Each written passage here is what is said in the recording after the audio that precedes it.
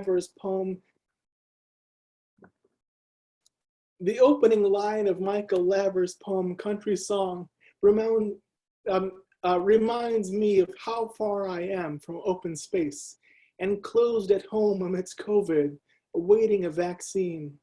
So many things in the past year have seemed to me to be in Laversian off-key, even as the abundance of breath,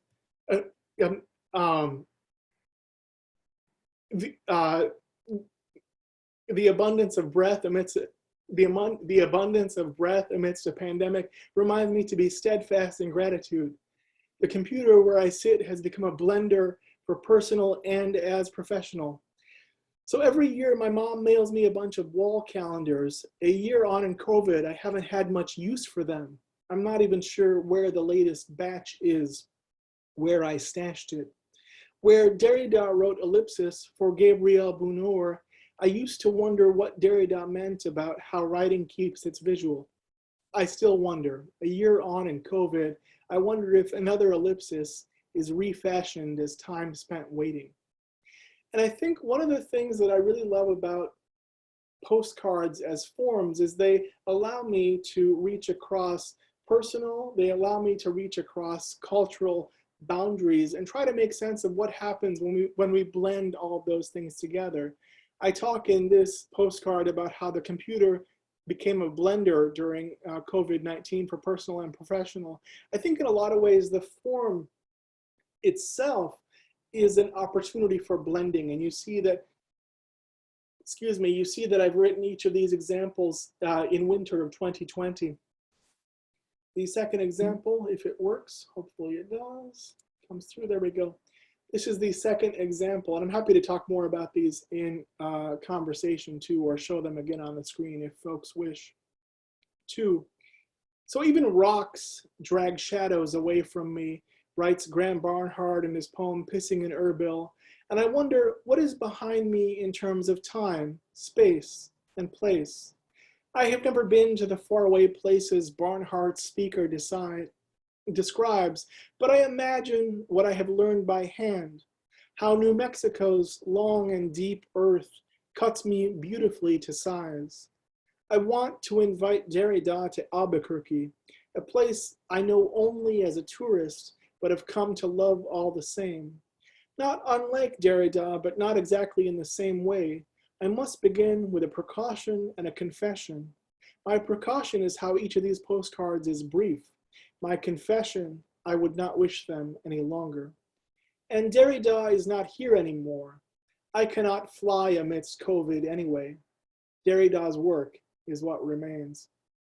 And I'm thinking here too about this idea of writing as research practice, autoethnographic exploration as a way of making sense of the COVID moment, the COVID world, thinking about what's possible philosophically and what I can't do corporeally because of the bounds of the public health pandemic. So here I'm blending the philosophical and the corporeal reality in our COVID moment. I should say I'm attempting to do that. We can talk about whether or not I succeeded, because I suppose it's an open question.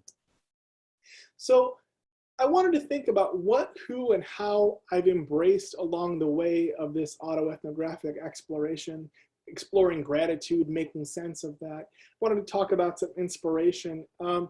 This is inspired by Derrida's seminal work, The Postcard, which employs brevity in its own way as a communicative device, living in recognition of the technological trend towards short bursts of communication. I'm thinking here of things like TikTok, things like Twitter, things like Snapchat, and what have you. What results blends lived experience and cultural criticism to build knowledge about ways in which the human condition is embodied in our mediated technological moment. As a series of writings that are at home amidst times of crisis and throughout everyday life, Postcards for Derrida, these two works that I shared, are broadly influenced by French existentialism, British cultural studies, American popular culture, and the mediated networked influence that dominates the Western world. I perhaps knew these things before, but I realized through autoethnographic exploration how prominent they were in the works I was constructing. Also, I think the work is seeking to function as a site of and for embodied, mediated interaction, with particular attention to the abundant moment of post-World War II America through the present day. I'm speaking to you this evening from South Carolina in the US, and that's where I've been for most of the COVID period. I recognize the extensive and inherent privilege that comes in being able to do that. Broadly, the media on which I focus are imbued with lessons to help us better understand abundance as a concept within critical post-structuralist media and cultural studies. Also, thinking about these postcards, the fact that I was able to construct them, indeed the fact that I'm able to share them with you today, might teach something about how abundance endures. This is also not only a reflection of my overall optimism about the media world and life in general, but thinking that there's value in reflecting on sadness. There's value in recognizing that sadness helps us understand the realities, socially constructed though they are, of the lived world. I make the case here that sadness helps humans appreciate joy, right? To know one, we have to know the other. To make sense of one, we perhaps have to make sense of the other. And I really have to bow in gratitude to Lora Richardson's extensive catalog of research. Writing as research practice, to me, Lora Richardson's work frames that, and in so many ways, I'm able to do and I'm able to write in the way that I do because she was there to set the foundation for that, and I want to acknowledge that with a sense of gratitude. I believe that her work has made the work that I'm doing now possible. I believe that in her work, I found a suggestion for what might be possible in dialogic terms in writing. That it might be possible to author postcards like these two that I shared that were written in winter 2020 during our COVID-19 pandemic moment. And I want to just in conclusion say a couple of things.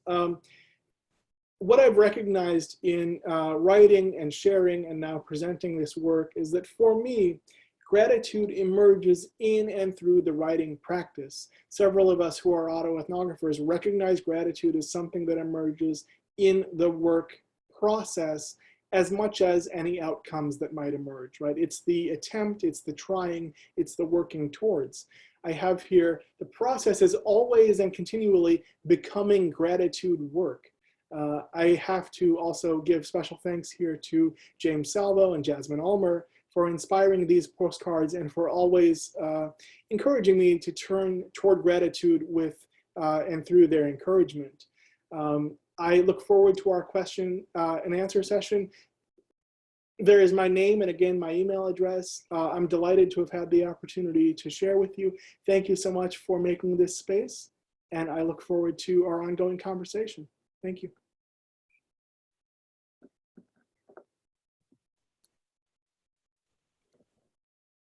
Thanks, Peter. If everyone just has a look at your reaction button and share some.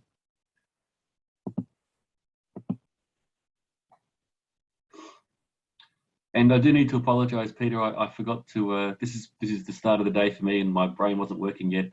I forgot to start recording, so you might have had a pop up on your screen at one point when I started the recording. It was about 2 or 3 minutes in, so I apologise for that. No apology necessary. Technology has reliably unreliable elements. It's all good. I'll claim user error and wear it, but thank you for your kindness. Next up is Sakina. Sakina, have you joined us yet? Hi, I'm here. Hi, Sakina. We'll throw straight over to you. And do you have any PowerPoints or anything? Do you need to share the screen? I don't have a PowerPoint. I'm just going to talk and read a little bit. Perfect. Excellent. Over to you. Hello, everyone. I am in New York City, and it's 6:17 p.m. right now, so it's been a full day. But I'm really excited to be here in the space to hopefully blow some bubbles with all of you. The theme of the conference is bubbles. And to me, bubbles means playing with water and soap on hot, sunny days. It means playing with friends and laughing hysterically. The idea of play appeals to me as I finish writing a serious, heavy piece on forgiving family members. It makes me wonder, does the subject of forgiveness have to be so heavy? Is it possible to play with it with joyful abandonment? Is it possible to be joyful in the space of asking for and receiving forgiveness? When doing it alone, the work of forgiveness seems hard. But what if I ask someone to pop the bubbles of pain with me? Will it work? Will it spark joy? I want to play, and I look into the memory bottle to see what kind of bubbles have been trying to surface. The bottle cap on my memories has been screwed on very tightly for a very long time. So the play right now is only play potential, a possibility to play. I slowly unscrew the cap to give the memories some air. The bubbles start forming and I don't want to play alone. The first memory bubble that calls to me has Ali's name written on it. I haven't spoken to him in 33 years, and the bubble beckons me to contact him. The play begins with a dream. I wake up with the last dream still lingering in my thoughts. There were pictures on the wall, pictures of the time I spent in Malaysia as a teenager. The images were blurry, as if I was looking through a haze, perhaps a time haze. I mean, after all, Malaysia was 33 years ago. As I gazed at the wall of memories, I realized that one person was missing, my sweet summer love. Let's call him Ali. I woke up with an urgent feeling that I must contact him right now, not tomorrow, not a week later, but right now. But how do you contact someone you haven't spoken to in 30 years? Sitting on the bed with the laptop on my thighs, I check my Facebook. I search in the friends, I search in the people. Is there an Ali? No dice. Then I call a friend who used to live in Malaysia to see if she has Ali's phone number. She doesn't answer her phone. Well, that's typical of her. My heartbeat accelerates. What if I can't find him? Then I message another friend who still lives in Malaysia to see if she has Ali's number. She calls me instead of messaging me back and asks suspiciously, why do you want Ali's number? I say, I need to say sorry. Why? I know he liked you, but that was years ago. I say, it wasn't just him. I liked him too. She says, well, why do you want to call him after all these years? I want to say sorry. We liked each other and then I left and married someone else. I hurt him and I want to see if I can make amends. She says, I don't have his number, but I can get it for you. I wait patiently, and within a few minutes, my phone beeps and I have Ali's phone number on my screen. After 30 years, I don't want to beat around the bush. I get straight to the point. I type, hi, Ali, this is Sakina. I hope you're doing well. I type another message. I wanted to say that I'm sorry for losing faith in us. I know it's been something like 35 years, but I wanted to reach out and say sorry. I wait with bated breath to see if he would respond, if he would play with the bubbles with me. To dispel my anxiety, I text the friend who had given me his number. I messaged him, I'm a crazy bitch. She says, LOL, some things never change. I can see that he's typing, then a pause, then typing ... again. Any more delay in typing and I was going to have a heart attack. Finally, his message pops up on the screen. Those are strong words. Sorry, but I can't recall who you are. Please elaborate. I elaborate and then ask, do you remember me now? He says, yes, somewhat. That was tender. What's your story since then? Happy to reconnect. I breathe a sigh of relief. He is not holding any grudges. His words don't have the bloody rawness of the last message that he had sent through a friend who was traveling to Karachi to attend my wedding. At that time, the message he had for me was, give her a kiss from me, tell her I love her. And just like that, our play with bubbles has changed how the chapter on Ali and Sakina was written. It's a little nicer now, softer, happier than the abrupt, violent ending it had received 33 years ago. Ali is not the only one to bubble up. The next person who bubbles up is a neighbor, or used to be a neighbor. His family rented the apartment below us when I was 16. He was intelligent and soft-spoken. His engineer mind seemed foreign to my soul, steeped in literature. We started hanging out on the stairs after I returned from Malaysia, when I missed Ali so much that I felt like the molecules of my body would scatter without him. My neighbor distracted me with conversations and silly jokes. I didn't know that he liked me like that. He never said anything to me, but apparently he told his family. 10 years later, I ran into his sister at a mosque in the US, and she exploded an information bomb in my face. She says, my brother really liked you. He told us that he wanted to marry you, but you were both studying, so we decided to wait before we formally proposed to your family. My reaction was comical. I stared at her with my mouth slightly open, wondering if she was serious.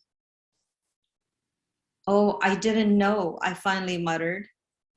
Was it accusation? I detected in her voice when she said, he's still single, he hasn't found anyone. Ouch, the zinger found its mark. Years went by before I asked her for her brother's number to see if he would like to blow bubbles with me. Gaining confidence from how well my conversation with Ali had gone, I got straight to the point. I typed, hi neighbor, this is Sakina. I hope you're doing well. I just wanted to say sorry. I know it's been like 30 years since we talked, but I wanted to reach out and see if I can make amends. I didn't realize that things were getting serious. I was so young and naive. I'm sorry you got hurt. He writes, nice hearing from you, Sakina. It has indeed been a long time. Definitely would be fun to catch up on our respective journeys and fond memories. ... smiley face. And just like that, another broken connection was repaired. I was giddy from the joy of setting bubbles free. One more bubble surfaces. This one has Shabnam's name on it. Shabnam and I met in high school and we struck up a friendship. We started a club with some girls she knew, but I didn't fit in with them. I should have known I wouldn't fit in. When have I ever belonged with the normies?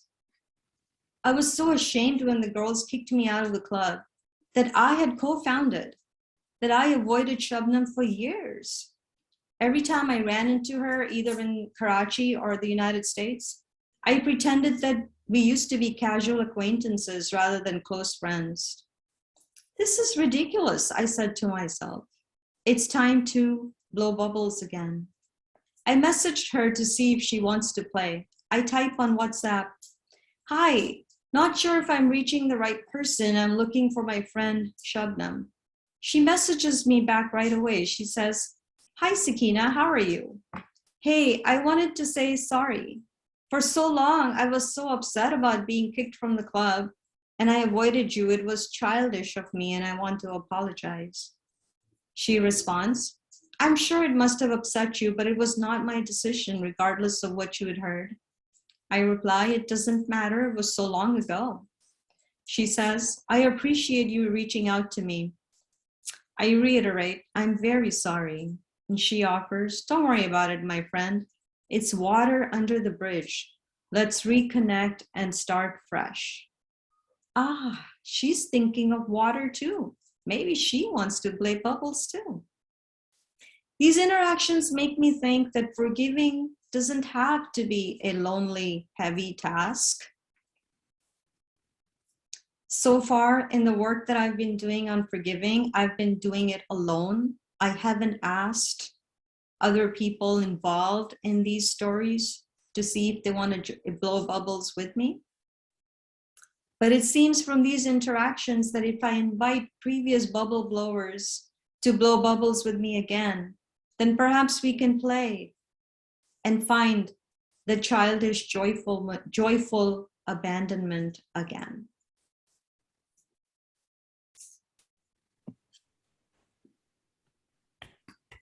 Thanks, Sakina. That was, yes, have a look at your reaction buttons.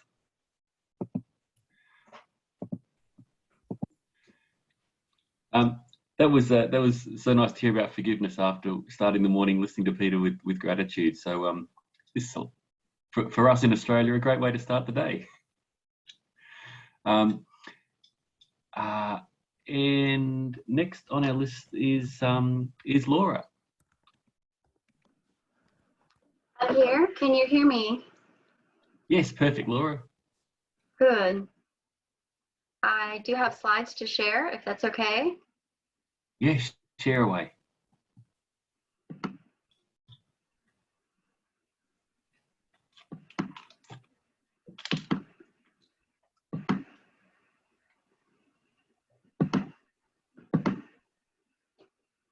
How is that? Are you able to see? Yeah, that's got your title, and then the picture stretches all the way across to there's a black object with a ribbon around it on the right hand side. So okay. I think we're seeing everything. All right, good. Thank you. Hello, everyone. I'm Lora Hydrick. I'm a doctoral student at Georgia Southern University in Statesboro, Georgia. I'm here with you today to share my proposed dissertation entitled The Curriculum of Caring and Compassion, a Caregiver's Memoir. It's about a recent experience in caring for my child with cancer. Even though it's a difficult story to tell, I've decided to write about and share this experience in hopes that it will heal my wounds and give others who hear it a peek into the pure joy and pure agony that is caregiving.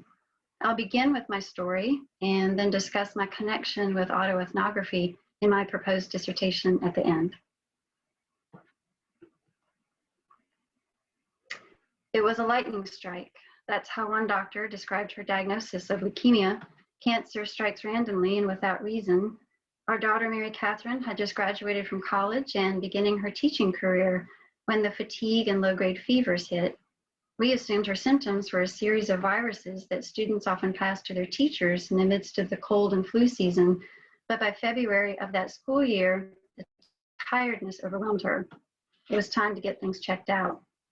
By the time she was diagnosed, leukemia consumed 90% of her blood cells. The doctors advised us that the best place for her care would be a local medical center that had a blood cancer unit that could begin immediate treatment. It would be our home for the next 3 months. At first, the cancer treatment seemed uneventful. Days passed into weeks, and even though there was some fatigue, it was oddly mundane. Chemo started soon after our arrival. The nurses encouraged her to walk and stay strong. She read books and watched a lot of TV. Her appetite was normal, although hospital food would soon become tiresome. My husband and I were lucky to have jobs in which we could stay with her the entire time. The hospital quickly became our new home. A blood cancer unit is designed for long-term stays. Rooms are oversized with ample space for the three of us to stay comfortably together. We moved in. Pillows, blankets, clothes. We brought in food. We decorated the room with pictures, funny posters, lamps, anything to make it feel comforting and not the sterile, frightening place it was. Anything to forget where we really were. We spent our days watching over her and tending to her every need. Then slowly but surely, the chemo poisons began their assault. As the cells began to die, tiredness overtook her. Long naps became a daily occurrence. Walks became fewer and farther in between. Then the vomiting began, and then the hair loss. The chemo was working, but it would not be a cure, only a temporary fix. Doctors began to discuss a bone marrow transplant. A donor must be found. The best genetic match is a sibling, but as she was an only child, it was out of the question. Younger cells are better than older, so as her parents, we were not her ideal donor. Our next best option was to find a donor in a bank that was the closest possible genetic match. The doctors found stem cells from an umbilical cord donation. The transplant was scheduled for May. We were excited and hopeful about the transplant, knowing it was the path to cure. Now, hearing the word transplant conjures images of bodily organs carried around in ice coolers. The reality is that it's a simple blood transfusion. However, to lower the odds of rejection and regrowth of cancer cells, she must endure more chemotherapy and now radiation. We stayed in the hospital through the month of May, and all seemed well. She had no serious complications or reactions at all from the transplant. We could go home and begin life again. We left the hospital on a warm, sunny day. We stood there together, basking in the glow of the sun and freedom and the gift of her life. It was a perfect moment in my memory. Now at home, we would take her back to the outpatient cancer clinic several times a week for checkups. By the end of June, her doctor told us the news. Her body had rejected the cells, and by July, the leukemia had returned. All of the treatments she had endured for the past 6 months were for nothing. We were right back where we started in February. We were devastated over the news of the relapse and having to do it all again. Her doctor said that second transplants were dangerous and not often done because the body would have to endure more chemotherapy and radiation to prepare for another donation. But they made the decision for a second transplant. As there were no matches for her in the National Blood Marrow Donor Registry, it was decided that I would be her donor. Suddenly, I was now the patient with rounds of testing and checkups to ensure I was healthy enough to donate millions of stem cells.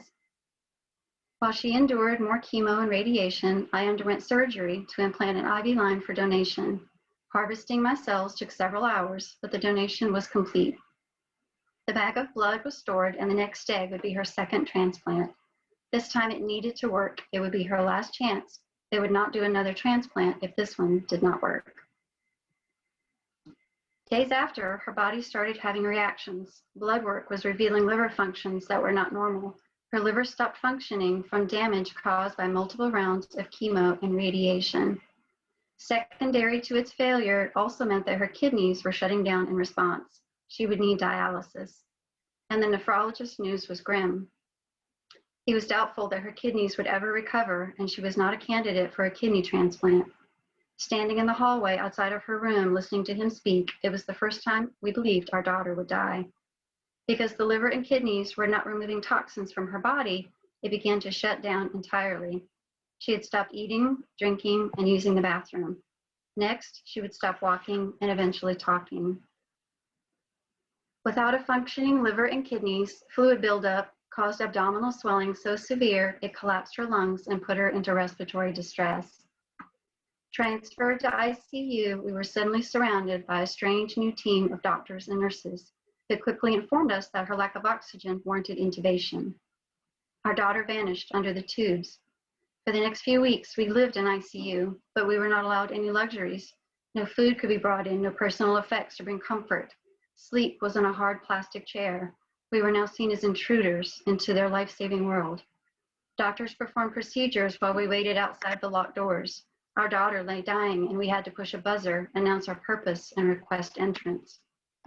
It was now October, and the world outside ceased to exist. Seasons changed, but it no longer mattered. Birthdays and holidays lost meanings. Our world consisted of fluorescent lights, sterile walls, and cold rooms. Suddenly, the oncology unit with its warm staff and comfortable rooms seemed like paradise.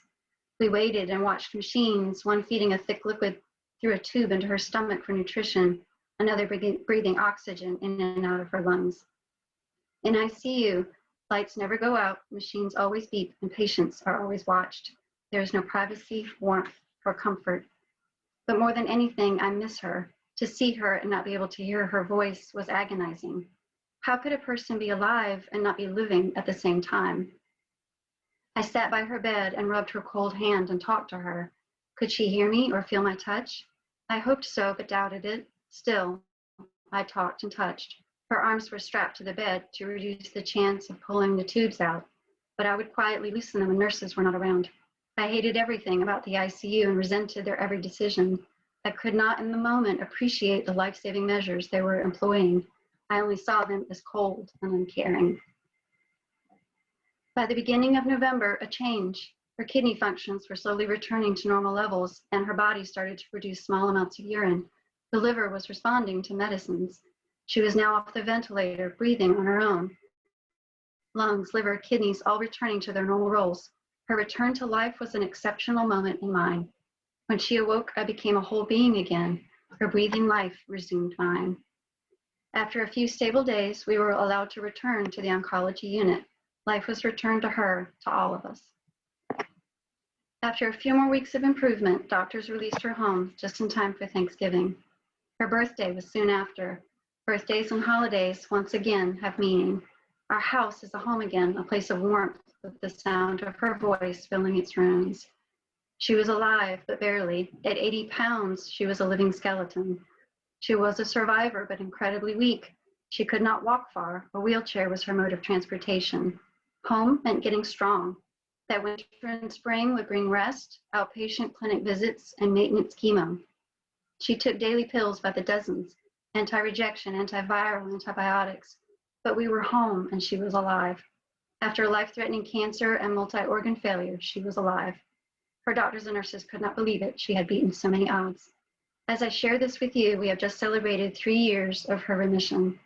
We live with gratitude for every moment that we have had with her, but it came at a cost to us as caregivers in the form of exhaustion and post-traumatic stress.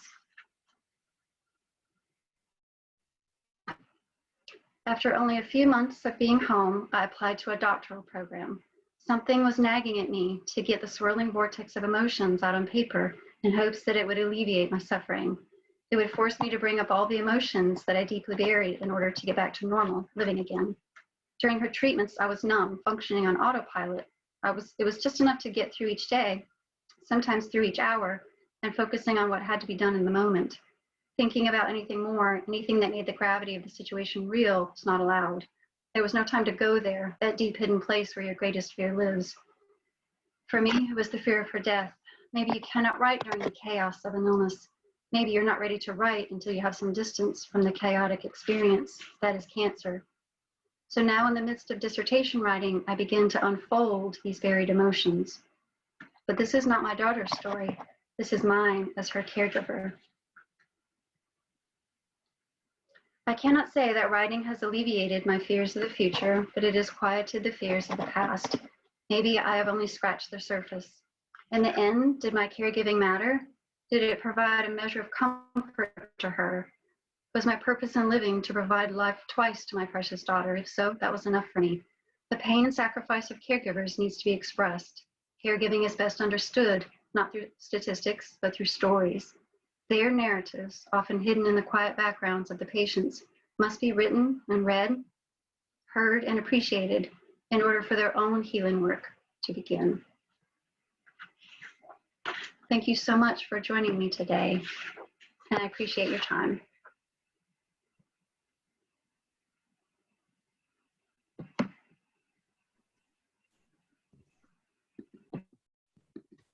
Wow, thank you, Laura.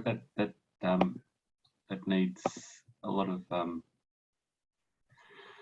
thinking, a lot of processing. Really evocative, personal, amazing journey you've been on as a mother and now as a researcher. Thank you for sharing that with us. It's not a critical autoethnography conference if people don't reach for the Kleenex tissues. So I can't scroll through all the participant lists, but I hope everyone is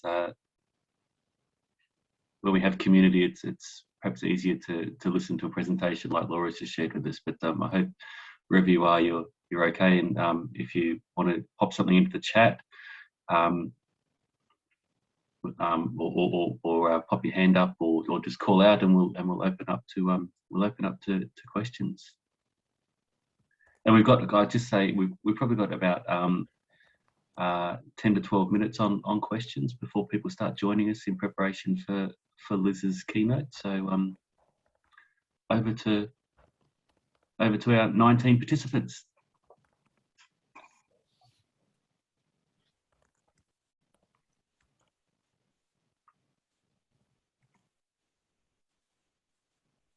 I agree, Anne. I was just thinking it was such a lovely start to the day to for us in Australia to go from gratitude to forgiveness and then care. 3 really beautiful presentations that sit together so nicely. Yes, I can't quite form a question around that. I'm just sort of resonating quite strongly emotionally. So maybe I can just share that. Yeah, I can't form a question, but yeah, I feel really moved by all 3. Well, maybe I could go to, who was it? Sakina. Hi. I love the playfulness. I love the idea of bringing playfulness to forgiveness. It's a really sort of radical act, I think. Yeah, so forgiveness is something I've been really struggling with. And I have a paper that's coming out in the Journal of Autoethnography on forgiving family members. And it was such a heavy piece to write, and you have to visit all of these memories and you know, sometimes you feel like, okay, this is exhausting work. It's necessary to do for my healing, but maybe there's like a joyful aspect to forgiving that I haven't discovered yet. Maybe I am healed enough now that I can approach some of the easier ones with a little more play. And I didn't really know how people on the other end would react. I mean, I hadn't spoken to them in over 30 years. And it was sort of like an act of faith that I reach out and then let's just see whatever reaction I get, I have to be able to accept that. Mm. And maybe they don't want to talk to me. Maybe they don't want nothing to do with me. Or maybe it's just been so long that it doesn't matter anymore. And it was like a happy day. I think I contacted all of those 3-4 people, maybe in a matter of a couple of days, 48 hours. And it was just like, oh, forgiving can also be fun if you ask other people to play with you in that space. It doesn't have to be so lonely. Because I think we don't always invite the other person and say, hey, you know, this happened and I am sorry, or you need to say sorry to me. We don't work through that. We kind of think of forgiveness as something you do, this work you do alone, of healing from your trauma. And I know that some things are too hard to bring the other person into because then it would create fresh trauma. So it's not always available, but when it is available, I think we should take that opportunity to play with somebody. Thank you for your question. Thanks. Peter, I see has a hand up. Part comment, part question, but first thanks to everyone for a really beautiful session. And what struck me was the cathartic nature of everyone's conversations, but also I wondered about the longitudinal component and how interesting it might be in some period into the future to reflect back on this and the impact that's happened after this. I just wondered if anybody's considered that as a, you know, I guess it's the next thing to do or something further down the track. I just wondered if anybody considered that time lapse and what might be the impact in that at that future moment. It's a sort of an open-ended question, I suppose, but doesn't necessarily need an answer, but a thought more than anything.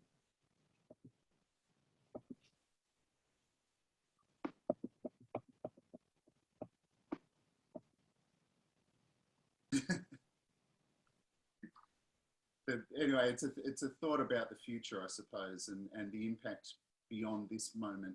And clearly it's resonating with a lot of people. So just thought about it. I didn't want to take up more space because I just took a couple of minutes answering Anne's question. So I was just giving other people a space to jump in and say something.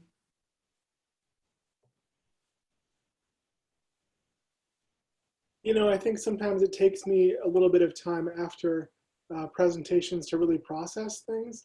I think that I'm sure I'll have a great answer for you, Peter, but it'll probably be tomorrow or next week or, you know, 3 months from now. And that's just kind of the way that I tend to work. So I apologize. I don't have a really good response right now, but I'd love to keep in touch because I think what you're thinking about is so valuable, you know, this sort of what comes next.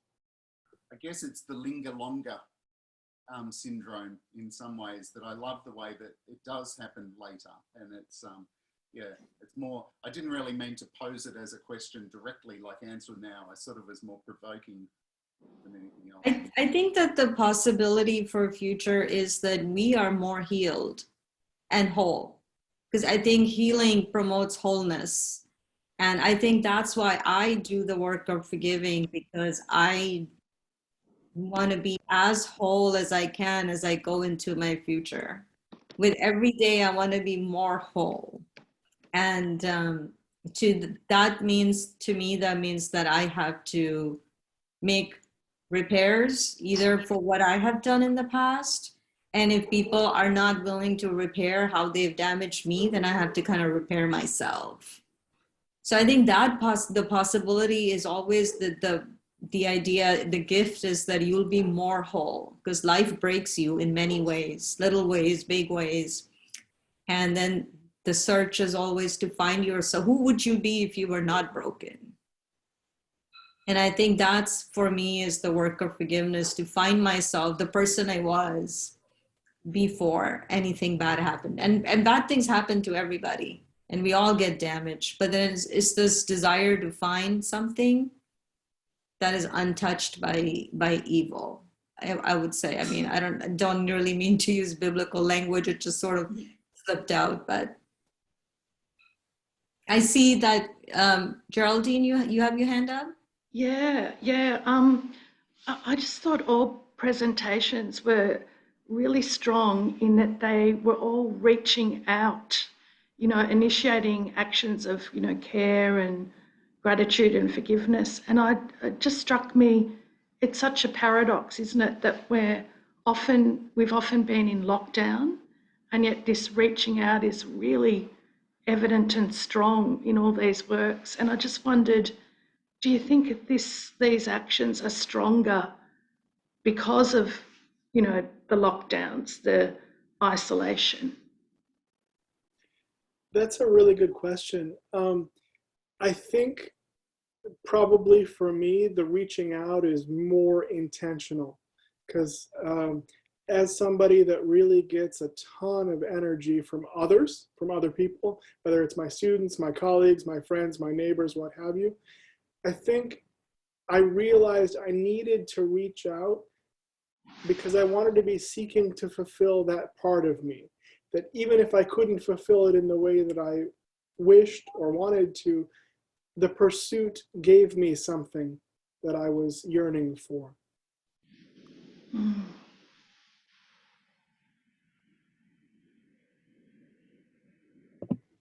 Davina has a hand as well. I do. Thank you, guys. They were beautiful presentations, and I was sitting here thinking as I listened to yours, Lora, that I work in medical humanities with medical students, and how important it is for them to hear narratives like that, because all of those particularities about the experience of the rooms and your experiences as a caregiver are absolutely vital, because they're all the things that they miss in a lot of their education, which is about diagnostic and pharmacological kind of learning. And I spend a lot of time trying to address that balance. So thank you. That's interesting, because one of my professors had encouraged me to use the medical humanities as one of the forms of inquiry and the theory that I would use. And the university actually sent someone to our home to interview my daughter and I, and they used the interview for first-year medical students. Oh, fantastic. That's very good news. Yeah. Well, that's great, because I do think that it was really powerful in its the sensorial kind of detail in that. Yeah. Yeah. And thank you.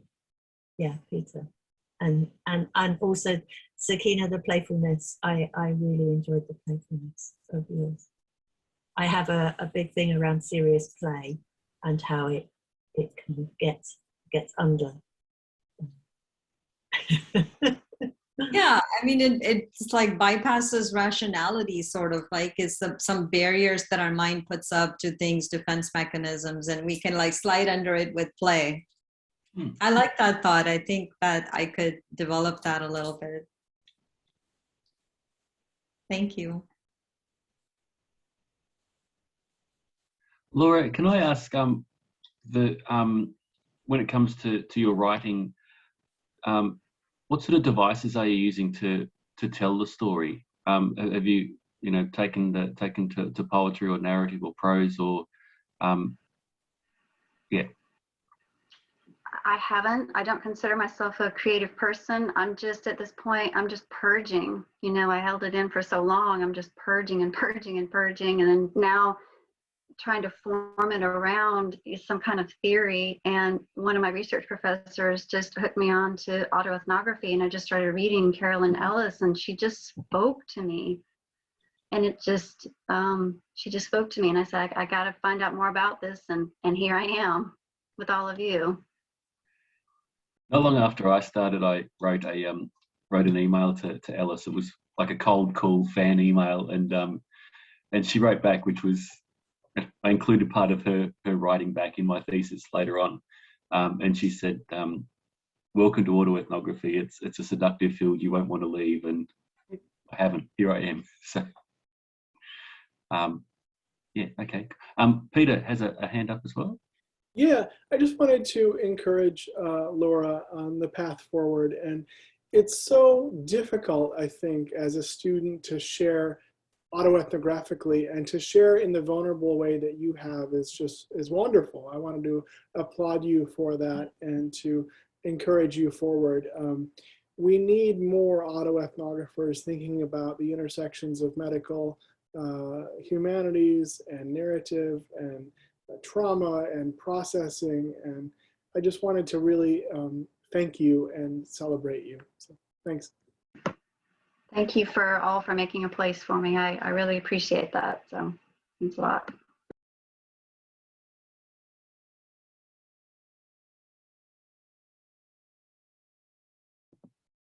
Okay, well, it's about 5 minutes before Stacey will probably drop back in and shut this down and start it back up again with Liz's keynote.